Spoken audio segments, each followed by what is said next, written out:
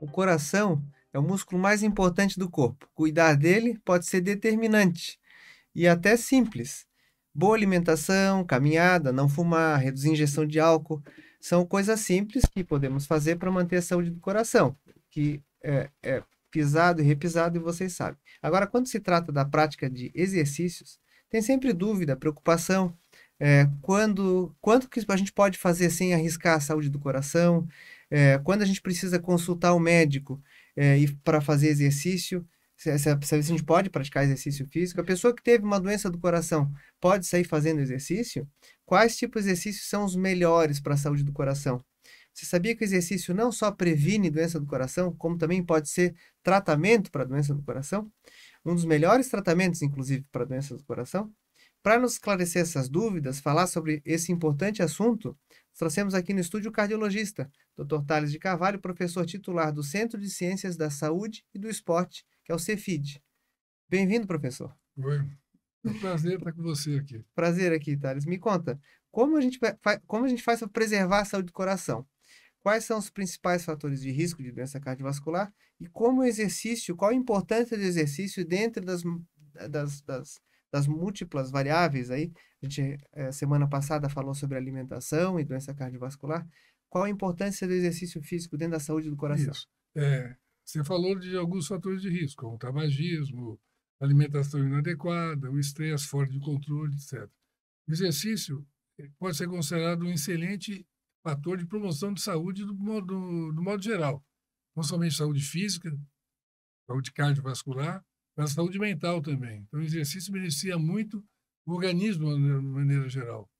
E o sistema cardiovascular também, seja pelos efeitos específicos no sistema cardiovascular, no coração, nos vasos sanguíneos, abrindo as artérias, melhorando a tal da função endotelial, sendo um fator também que evita ou previne a aterosclerose, que é algo comum na deterioração do sistema cardiovascular à medida que a pessoa envelhece e acomete, inclusive, as coronárias, né? Então, o exercício é fundamental, como você falou, não somente para prevenir problemas, mas também para tratar problemas. Hoje a gente pode dizer que quanto mais grave for a situação do paciente cardiopata, desde que ele esteja estável clinicamente, maior é a razão para ele fazer exercício. E exercício no sentido amplo, não é somente exercício aeróbico, como se falava antigamente, que seria o próprio para beneficiar o sistema cardiovascular. É um exercício que contempla todos os seus componentes. Atividade aeróbica, que pode ser caminhadas rápidas, corrida, bicicleta, né? Natação, dança, mas também exercício resistido, que é a tal da musculação, principalmente com o decorrer da vida, principalmente quem tem mais de 60 anos, começa a perder massa muscular. E essa massa muscular dificulta, inclusive, a atividade aeróbica. Então, recuperar músculo, quer dizer, ganhar músculo, significa ganhar saúde cardiovascular também. Exercício de flexibilidade, enfim, é um pacote completo. Agora, falando em dose, essa é uma situação complicada, que nem sapato. Sapato de um não serve para o outro. Quer dizer, o que é bom para um, independente de serem indivíduos aparentemente iguais, terem a mesma doença, a mesma idade, ou serem indivíduos saudáveis também, na mesma faixa etária, vamos dizer assim, aparentemente saudáveis, o que é bom para um pode ser muito para outro e pode ser pouco para um terceiro. Então, na realidade, o exercício tem que ser adequado a cada indivíduo, inclusive quando a gente pensa na reabilitação, no tratamento de pessoas com exercício. O tratamento hoje de reabilitação, que a gente chama cardiopulmonar e metabólica, o que beneficia o organismo de uma maneira mais completa. O coração depende do metabolismo. Quer dizer, o diabetes prejudica o sistema cardiovascular, o excesso de gordura no sangue, ou o comportamento inadequado no tratamento dos lipídios, né, do colesterol, transporte inadequado, etc., tal do HDL, LDL, colesterol, prejudica o coração. E o exercício coloca as coisas em ordem nesse ponto de vista, no sentido metabólico. Melhora o funcionamento do metabolismo do açúcar, melhora a função da insulina que a gente produz, queima mais açúcar, melhora o controle do organismo sobre os lipídios, fazendo com que o colesterol e as gorduras que a gente obrigatoriamente tem que consumir sejam devidamente utilizadas pelo organismo e não causem problema. Então, é fundamental, mas é pacote completo. Então, tem pacientes idosos, muito graves, que correm na esteira. E tem indivíduos jovens, aparentemente saudáveis, eu recomendo andar rápido, porque correndo ele passa do ponto. Como que, como que você faz essa avaliação? Então, a pessoa que está, quer dizer, como que a pessoa vai cuidar para não passar do ponto, né? Então, uma pessoa, por exemplo, sedentária que quer começar a fazer exercício físico, se encantou com determinado tipo de exercício, ginástica, fez promessa de fim de ano e vai começar a fazer exercício físico. Qual o limite? Como que ele tem que começar em tempos? Quando que ele precisa procurar um cardiologista ou um clínico para entender como que está o coração, a partir de que idade, para ver se ele pode fazer aquele Isso. exercício físico, né? É, e até assim, atletas, qual o limite para um atleta? É perigoso para um atleta fazer exercício demais do ponto de vista É. cardiológico? Então, vamos falar. Perigoso é não fazer exercício. Isso Sedentarismo, sempre. sedentarismo tem os 4 principais fatores de risco para a morte precoce. Uhum. Não somente por doença cardiovascular, por infarto do coração, infarto cerebral, mas também por câncer, diabetes, enfim, pelas doenças que matam precocemente. Então, o exercício físico é fundamental. Posso dizer hoje, com certeza, que o indivíduo que faz o exame, está com pressão normal, colesterol normal, seja o que for, ele é aparentemente saudável. Mas ele, se ele é sedentário, ele poderia estar melhor do ponto de vista físico e mental se estivesse fazendo exercício, né? Então, esse é um ponto.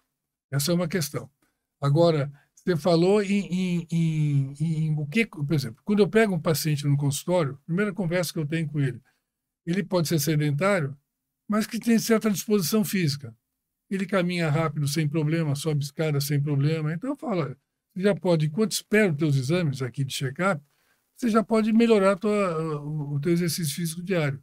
Quer dizer, passa a fazer 30, 40 minutos de caminhadas rápidas, se possível, um pouco mais rápido que você procura caminhar, e, de um modo geral, não somente em relação a esse caso, mas de modo geral, caso o indivíduo se sinta relativamente confortável enquanto se exercita, se sente bem enquanto se exercita, cansa, mas se sente legal, e por causa do exercício ele funciona melhor no dia a dia, a dose está legal. Ele melhora o humor, dorme melhor, etc. Se ele cansa demais no exercício, fica desagradável, e por causa do exercício ele fica pior, depois do exercício, fica muito dolorido, cansado enfim, passou do ponto. Então é aquela história, o que é bom para um pode ser Isso é diverso assim no recomeço, né? A pessoa no acaba ficando recomeço. assim. E é assim no durante também, como a gente diz. Ou seja, o indivíduo como você, que se exercita regularmente, pedala, como eu, que até hoje, depois de tantos anos de vida, mais de 75, gosto de correr. Quer dizer, na realidade, o exercício está sendo bom para mim enquanto eu percebo que é um momento bom do dia, eu me sinto bem porque estou fazendo e me sinto melhor ainda porque fiz. Funciona melhor, seja no trabalho, seja no relacionamento conjugal, seja em termos de qualidade do sono, funciona melhor. E passa a ser problema também para o atleta de alto nível quando você começa a perceber que está difícil fazer o que ele fazia bem, até pouco tempo, está cansando, então já passou do ponto, e quando começa a funcionar muito mal no dia a dia, por causa do exercício. Daí tem que baixar a bola. Claro que tem maneira de se diagnosticar quando a coisa realmente passou do ponto. Mas isso é o tal da síndrome de excesso de treinamento, que pode acometer, inclusive, indivíduos que não são atletas profissionais, atletas de academia, ou pessoas que entram no processo obsessivo, compulsivo, de exercício, que vão para uma academia e ficam 3, 4 horas e começam a usar substâncias que turbinam a máquina e aceleram o metabolismo. O exercício já acelera demais o metabolismo. Se ele vai usar uma cafeína, uma coisa que aumenta o metabolismo, coloca em risco o sistema. Uhum. Mais facilmente vai fundir o motor.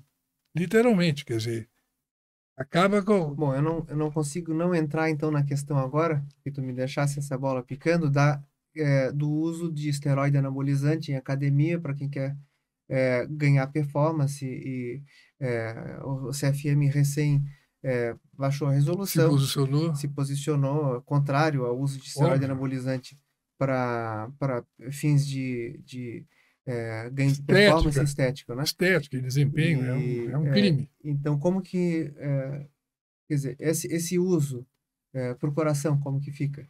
O coração é terrível. Quer dizer, dizem que a gente tem atendido pessoas jovens com doença aterosclerótica grave, tendo infarto do coração com 30, 40 anos por causa disso. E acelera o processo de uma aterosclerose precoce, assim como a gripe de fígado, assim como gera uma dependência absurda. As jovens, adolescentes, às vezes começam a usar anabólico e criam uma dependência semelhante ao crack. Eu participei de uma diretriz da Sociedade Brasileira de Psiquiatria e meu tema era esse, fazer parte do grupo que estudou a dependência aos hormônios, esteroides, aos Você não anabólicos. consegue se livrar. Tratamento psiquiátrico e assim mesmo fica complicado. É um processo que não tem, que é difícil de controlar. Então é um crime, em primeiro lugar. E, lamentavelmente, existem médicos que prescrevem. A gente tem que ficar de olho em quem faz isso. E a população, do modo geral, tem que se precaver em relação a isso. Inclusive os pais se preocupando com adolescentes que vão para as academias e começam a... Porque tem a questão da receita médica, que por isso que o CFM se posicionou, considerando isso algo ilegal. Não precisava nem se posicionar, porque qualquer médico com uma formação razoável sabe que prescrever hormônio anabólico, testosterona, para quem não precisa e é jovem, significa um problema seríssimo, criar um problema seríssimo de saúde, como eu disse, até difícil de se resolver, em função até da dependência que isso causa. Mas tem também o uso feito de forma, assim, descontrolada, vamos dizer assim. Não que a prescrição médica seja algo controlado, algo também absurdo, Pior porque ainda, passa, vamos dizer assim. mas porque tem gente comprando anabólico, esteroide, contrabandeado, usando substâncias para uso veterinário. Então é uma barbaridade o que acontece. Ô, Thales, eu tive a satisfação, grata essa satisfação de participar de bancas lá contigo no Cefid, né? E lá eu fiquei bastante bem impressionado, bom, a gente falou aqui de exercício para prevenção de doença cardíaca, mas lá vocês fazem muito uso do exercício para tratamento, né? Para reabilitação de quem já teve um evento cardiológico. Queria que tu contasse lá para, inclusive, com estudos de dança, né? Isso. Entre outras formas de exercício. Queria que tu contasse para nós um pouco dessa tua experiência lá do Cefid, usando o exercício físico para reabilitar pessoas com doença do coração. Isso. Olha, o exercício físico que a gente usa no Cefid, eu atualmente estou aposentado, mas continuo orientando tese de doutorado, mestrado, e o que a gente propõe também na Sociedade Brasileira de Cardiologia, exercício é um leque aberto, que permite escolhas, né? Então, não tem algo que seja bom, porque isso é bom porque o sujeito tem uma doença cardiovascular, isso é bom porque o sujeito é idoso. Tem um exercício que é bom para aquele sujeito, dependendo do que ele gosta, dependendo do que ele escolhe. A dança entra nesse contexto, né? Ou seja, as pessoas quando estão dançando, e a gente viu isso lá quando criou o grupo de dança, e eram pacientes que faziam exercício convencional, esteira, bicicleta, e dançando, eles atingiam a mesma frequência cardíaca que eles atingiam caminhando ou correndo na esteira, e é algo que em 30 minutos, 20 minutos já estavam pedindo para parar, e dançando eles atingiam a mesma frequência cardíaca com uma percepção de esforço menor. Então tinha um esforço que estava num nível terapêutico lá, e a percepção era de que estava fazendo pouco, então, podia fazer mais. Por isso que num baile de terceira idade aí, as pessoas dançam 2, 3 horas, e se você for ver a frequência cardíaca, eles estão fazendo exercício. Se estiverem dançando soltos, né? Então, essa é uma questão.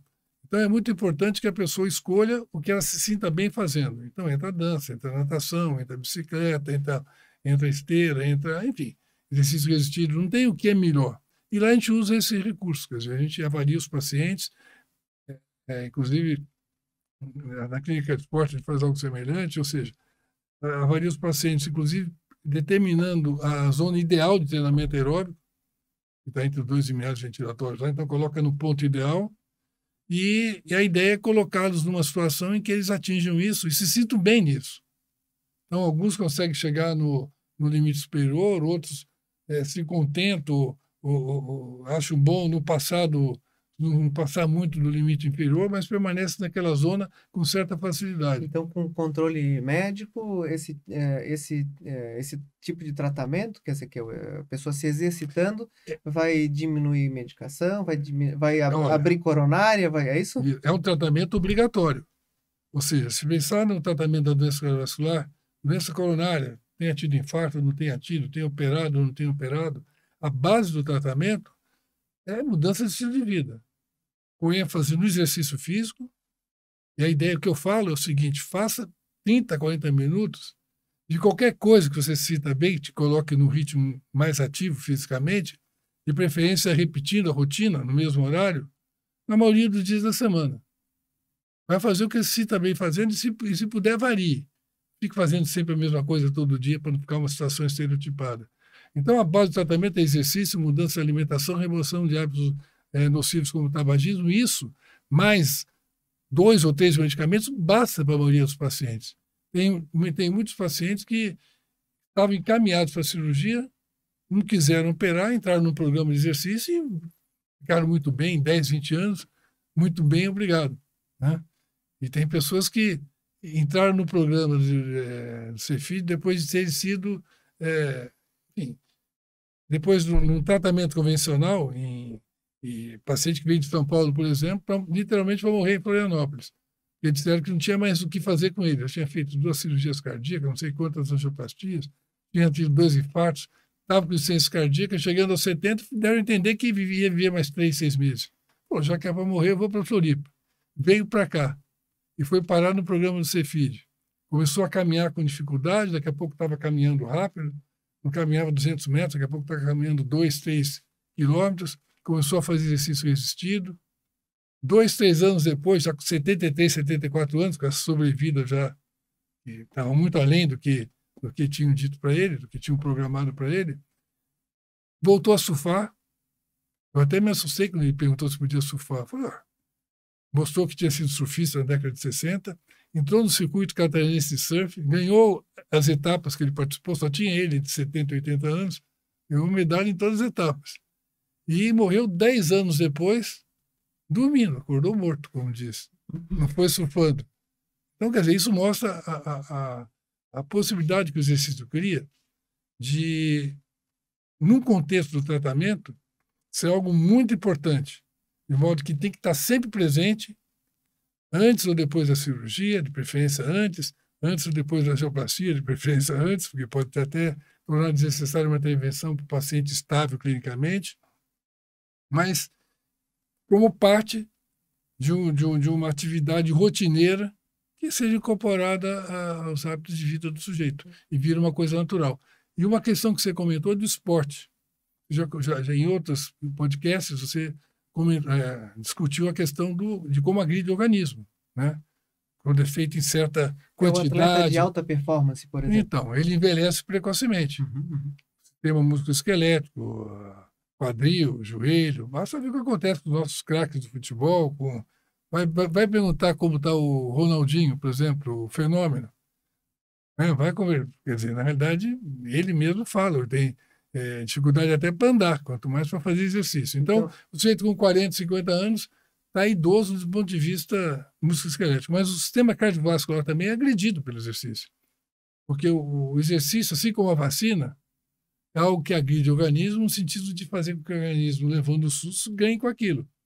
Então, você desgasta o organismo se recupera com vantagem, quando você faz isso sistematicamente e vai aumentando gradativamente.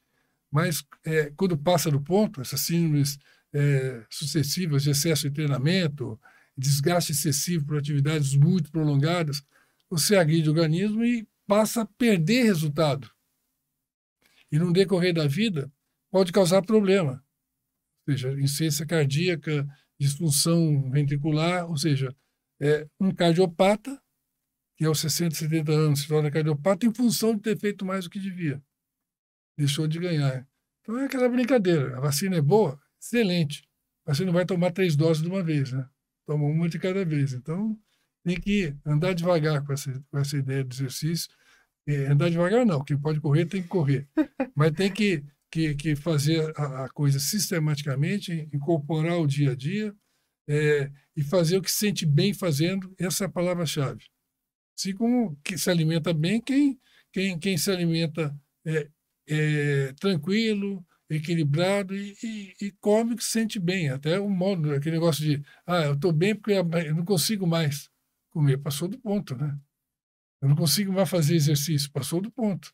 Quer dizer, come até o ponto de que seja satisfatório, do ponto de vista de se sentir bem e sair bem da mesa, faça exercício para ganhar também com ele, para ser um momento bom do dia e o dia ser muito melhor porque fez exercício, não porque fez, e não pior porque fez exercício. Então, Thales, um prazer falar contigo aqui. Tá. Muito obrigado pela tua vinda, tua participação. Doutor Thales, que há décadas é um defensor do exercício físico como um modo eh, de vivermos mais e melhor, né? De nos prevenirmos de doenças, né? É isso aí. É um tratamento, é uma prevenção e um tratamento que contribui muito, muito para melhorar a qualidade de vida e quase que de imediato. Quanto pior é a situação, quanto mais sedentário, quanto mais doente, mais rápido é o resultado. Pouca coisa oferece bom resultado. 4, 8 semanas já muda a situação, né? Inclusive na tua área. A disfunção sexual. Você participou de algumas bancas mostrando que a gente discutiu o benefício do exercício na disfunção sexual. Não somente na disfunção erétil, na masculina, mas também alguns trabalhos mostrando efeito similar aos medicamentos para disfunção. Uma coisa bem impressionante mesmo. Muito obrigado. Esse foi mais um podcast Sua Saúde, produzido pelo Conselho Regional de Medicina, transmissão na íntegra do portal SCC, no canal do YouTube dos nossos parceiros SCC SBT. Acompanhe nossas redes. Muito obrigado e até a próxima.